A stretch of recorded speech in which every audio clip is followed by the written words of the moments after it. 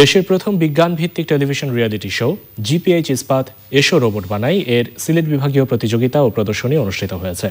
শাহজালাল বিজ্ঞান ও প্রযুক্তি বিশ্ববিদ্যালয়ে এই প্রতিযোগিতায় 5টি গ্রুপ তাদের রোবট প্রদর্শন করে। ঢাকা পর্বের জন্য সেরা 3টি গ্রুপকে বাছাই করা হয়।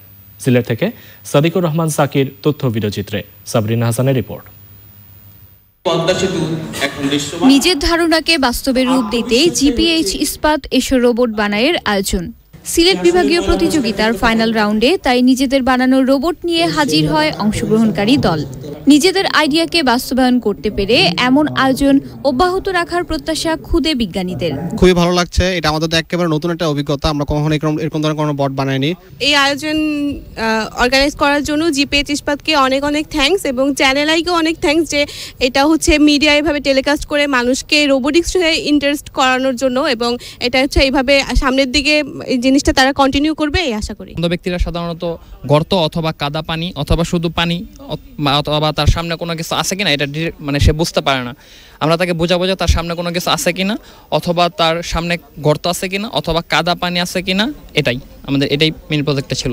জিপিএইচ ইস্পাত এসো রোবট বানাইয়ের মতো যুগোপযোগী অনুষ্ঠানের মাধ্যমে বাংলাদেশের রোবট নিয়ে আগ্রহী শিক্ষার্থীদের সহযোগিতা করায় আয়োজকদের ধন্যবাদ জানিয়েছেন অধ্যাপক ডক্টর মোহাম্মদ জাফর ইকবাল। এটা একটা অত্যন্ত অ্যাম্বিশিয়াস এবং অত্যন্ত সাকসেসফুল একটা উদ্যোগ।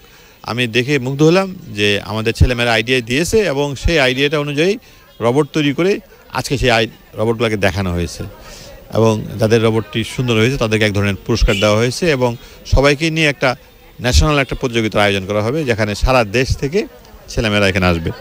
আমার মনে হয় যে আমাদের দেশে অনেক কিছু হচ্ছে, অনেক ধরনের অলিম্পিয়াড হচ্ছে, তার সঙ্গে এটা যুক্ত হলো। দেশের বিজ্ঞান ভাবনাকে এগিয়ে নিতেই এমন আয়োজন জানান সংশ্লিষ্টরা।